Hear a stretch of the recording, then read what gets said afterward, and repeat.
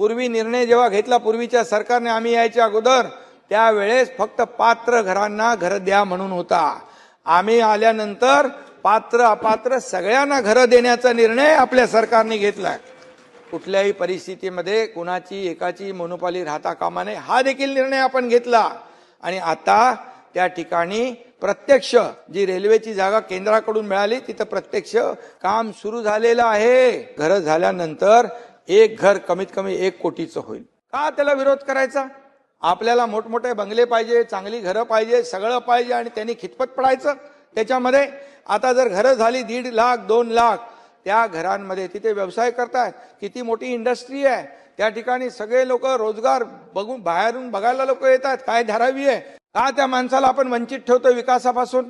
आम्हाला कोणाची डेव्हलपरशी घेणं देणं नाही, परंतु आज धारावीमध्ये 1, 1.5, 2 लाख लोक जी खितपत पडलेली आहेत, जी अतिशय दुर्गंधीमध्ये राहतात, नरक यातना भोगतायत, त्यांच्याबद्दल कधी विचार होणार की नाही? आणि म्हणून या ठिकाणी कुठल्याही परिस्थितीमध्ये जी जमीन कोणाला आपण देतोय पुनर्वसनासाठी डेव्हलपरला देत नाही, DRP ला देतोय। DRP म्हणजे धारावी रिडेव्हलपमेंट प्रोजेक्ट।